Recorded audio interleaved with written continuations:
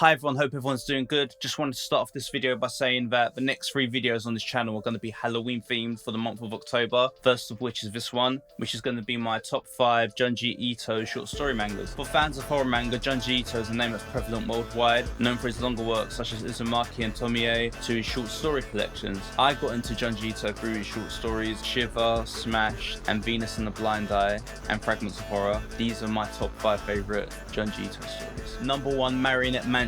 This is a story about a kid named Haruhiko whose family are like puppeteers and they travel around Japan doing puppet shows, and the story begins when he goes to a certain town. He meets the girl at school and she gets quite interested in him and she's like, can I go to your house and stuff, and then he's like, cool. So he takes her around and he lives in a caravan because he's always traveling, so they don't have like a permanent accommodation. They just keep the puppets in there, they live in there, travel town to town. He shows her the puppets, she likes them, then he shows her one called Jean Pierre and she gets freaked out, comes up behind her. I don't think he intentionally scares her, but it's like such a creepy, odd looking puppet. Just grabs it and dashes it across the room at the end of the month when he's driving off, and she's like, come and find me one day, we need to meet again. Then we fast forward a bit of time and then her dad gets really sick, so they have to actually move into an apartment, stop doing the shows, and his brother disappears in the night. His dad eventually dies. Him and his sister Natsumi move into like their cousin. When he's in high school, they move together into a separate place. He walks past the girl and she's like, are you Haruhiko? And he's like, yeah. She says, it's me, it's that girl from that town. And he's like, oh wow. And then they start getting friendly again, then she becomes his girlfriend. He's living with his sister Natsumi. His girlfriend comes and visits him often, and then randomly one day he gets a letter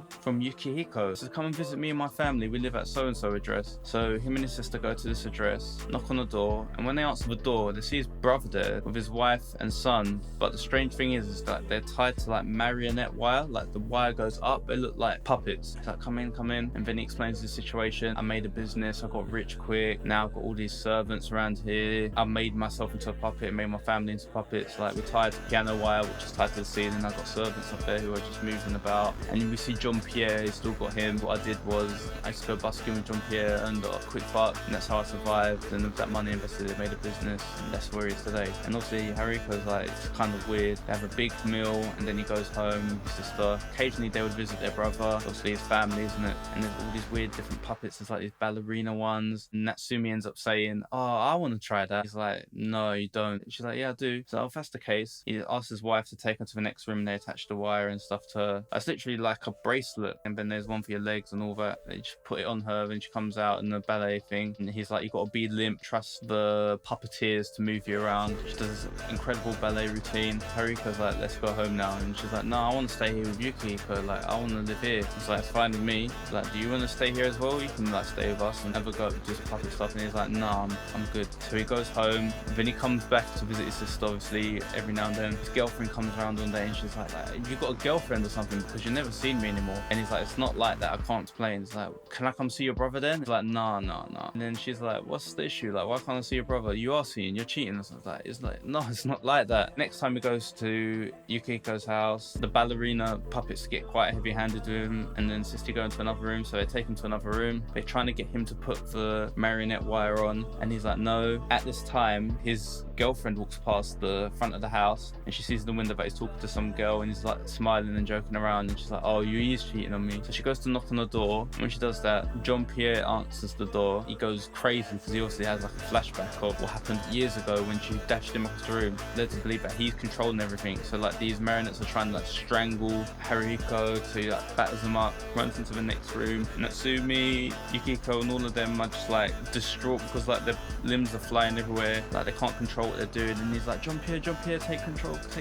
So it's obvious like he knew that Jean Pierre was like using some sort of magic to control this. Haruhiko's confused. He goes up into the ceiling because there's like gaps in the ceiling where the wire comes through, and you can see all these servants with like white eyes trying to control the puppet. And then there's one that comes and like kicks him so he falls to the ground, and you can hear his girlfriend screaming at the front door. So he runs to the front door. She's sliced up by Jean Pierre and made into a puppet. He goes mad. He smashes Jean Pierre up, stabs him, and then Jean Pierre's like, like broken. He goes to Natsumi, she's like, I'm okay, but I can't really move. He's like, that's fine. Earlier on he says that, you know, like when you go to space and you don't use your muscles as much, they start to deteriorate. Like if you eat and start exercising, you'll be fine. He goes to Yukiko, are you okay, you okay? And then when he touches him and looks at him, he's actually a puppet. And he thinks, was he a puppet the whole time? Which makes you think that was this like some sort of spell Jean-Pierre did, or was he so good at manipulating the puppets that they seem so lifelike? I really like that story because it has such a sick twist ending, like when he holds Yukiko's head and then it's just made of wood. The Yukiko family is creepy. Like imagine you open the door and your brother's there like a puppet, tied to puppet strings into the ceiling, and that's the way they move around, and his whole family's like that, like his son and his wife. I like the free will in this as well. They can come to the house numerous times. It isn't like first time they're there they get captured by Jean-Pierre. I like that sort of stuff in horror because when the free will gets taken away, it becomes boring and unrealistic. The main thing I didn't like about it was the ending sequence seemed a bit rushed to me. I realised these are shorts, but everything was fleshed out so well. Girlfriend arriving at the door to being stabbed to this and that. I felt like the pacing could have been slightly better with that, but other than that, it's a great story. It's number 1 on my list. Number 2 on my list is Ghosts of Prime Time, which is about this guy who's quite glum all the time. He never smiles or laughs really. His friend takes him to a comedy show. The first act goes on and everyone in the audience is laughing and that's funny. And it's like, you never laugh. Like, why are you never laughing? And he says, my life's quite dark. I'm enjoying it, but I'm not laughing.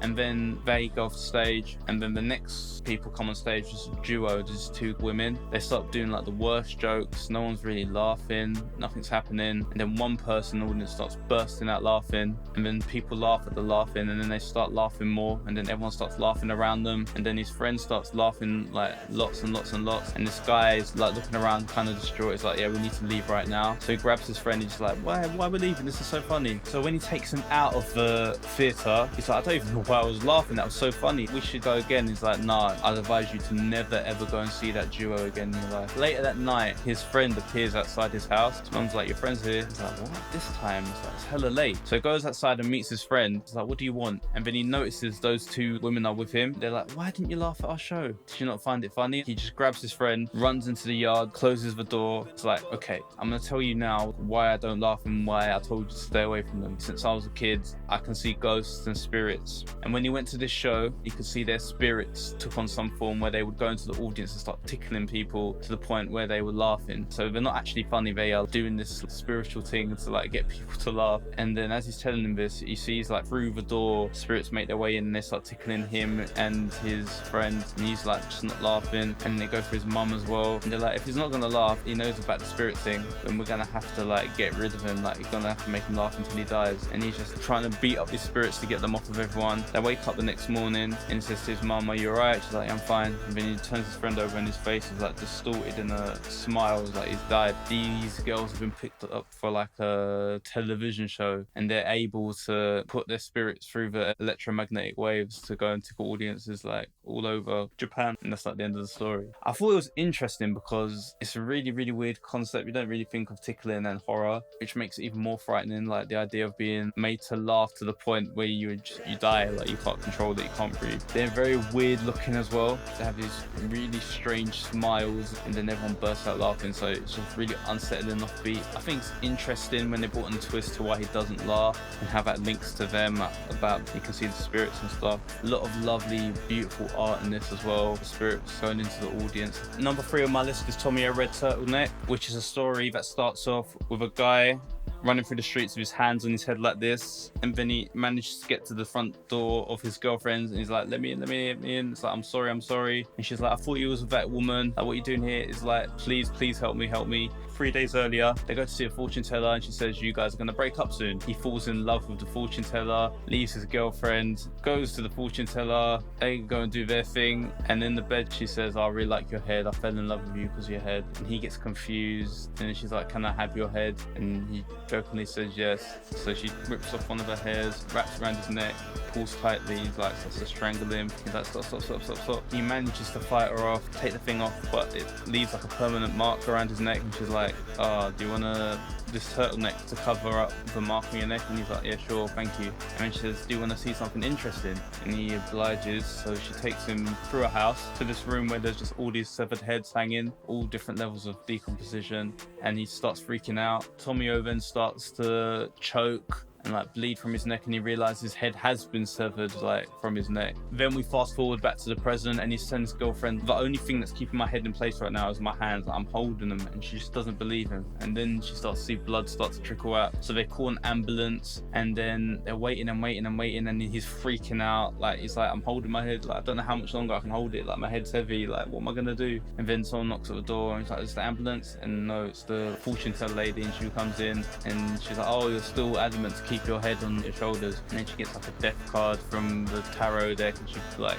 puts it through his neck.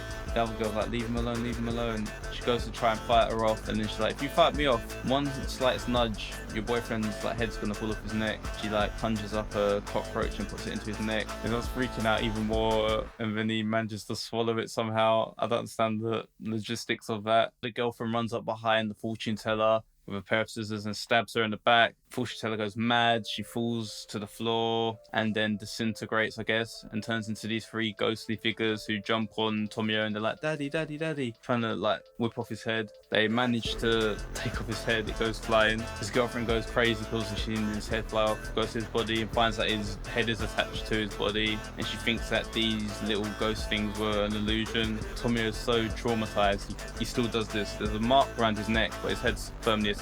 He's just too scared to let go, and that's how the story ends. Things I like about Tomio Red Turtleneck is I love the start of it. We're presented with this mystery of a guy with his hands on his head. We don't know why he's got his hands on his head. I really like the ending as well, because even though quote unquote it's a happy ending, like his head's attached, he's still so traumatized that he will not move his hands from his head. I think that makes good horror. Number 4, in Mirror Valley. So we're following this trio of travelers traveling to the northern part of the K River. They come across this valley and they see 2 villages with just shattered glass all over the floor, not a single person. I wonder what happened here. They notice the glass is like mirrors. They put up all these mirrors on both sides of the valley where they originally were to try and figure out what happened there. Then they start hearing this humming noise, and when they look into the mirrors, they start to see a vision of what happened in that town, in which these 2 sides of the town are split up. Originally they were like part of the same tribe, but something happened, so then don't like each other anymore. One of them says that the reason they're separated is because the original tribe has something they call the evil eye, and when you stare at people it gives them physical pain, so they were shunned for that and they were separated from the other guys. There's this boy from one of the villages who likes a girl in the other village. They beat him up and they're like, nah, don't come near my daughter, don't come near my sister, whatever, go back to your own side. So he does, and she's really upset because they were going to elope together and move somewhere else, and it just didn't work out. And then eventually their bodies are found like drifting down the river like a lover's suicide, and then every night their ghostly apparitions are like making out in between the valleys of both places. And then they're like, oh, why are you doing this with the girl from that town?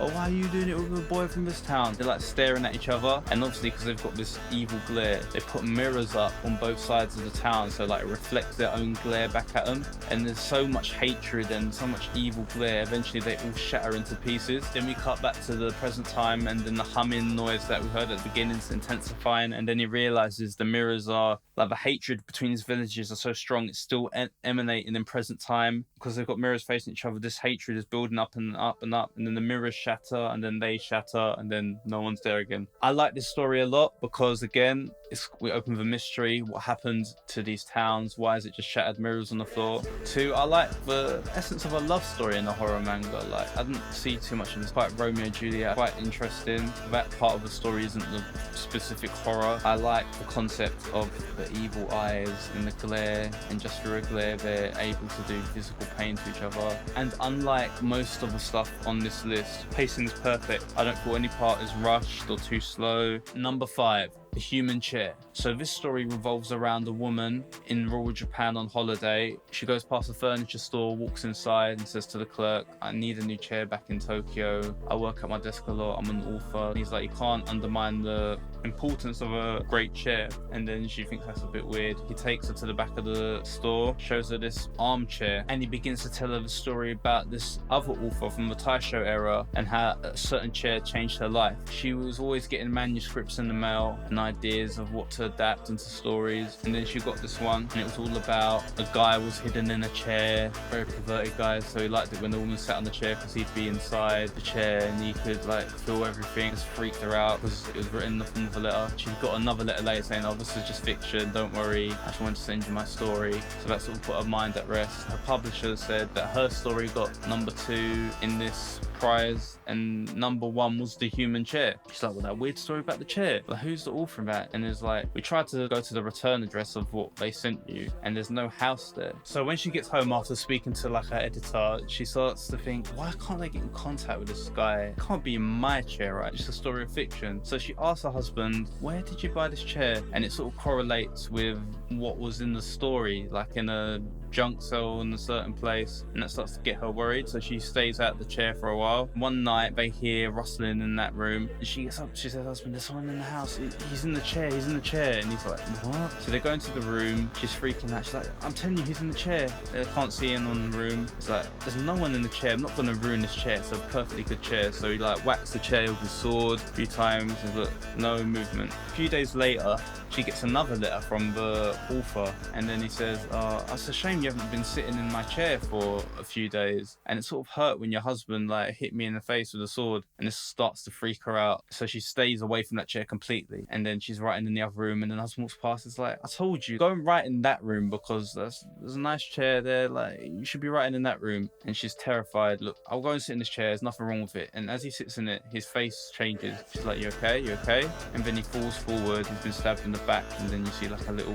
knife hole in the chair. Police come running in and they're like, what happened? And then she's like, someone attacked him through the chair, look. And the police look at the chair and there's a knife hole in it. So they slice the back of the chair and they see where someone's been living in the chair, like food, drink, a slot to fit a person in. And that freaks her out and they believe her, but obviously the public are like, a chair with a person in it, that doesn't make sense. So her reliability as an author falls like incredibly, like no one really rates her anymore. She becomes mentally unstable, and then the rest we don't know. And we cut back to the present, and this girl who's in the chair shop is like, that doesn't happen to be the chair in your story, right? And he's like, no, of course not. And then when he opens the back of the chair, we see like a skeleton of a man and a skeleton of a woman behind. And she's like, eventually that woman went to find the man who was in the chair. They had kids.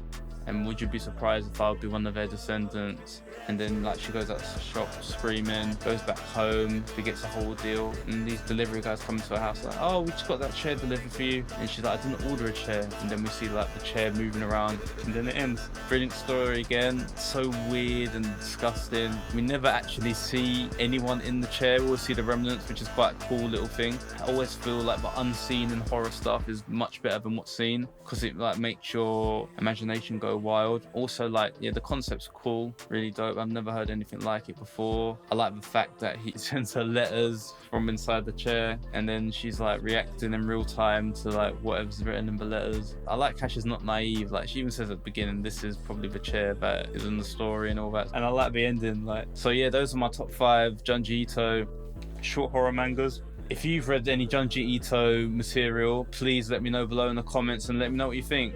And please like and subscribe this video. And yeah, thank you. See you guys next time. Bye.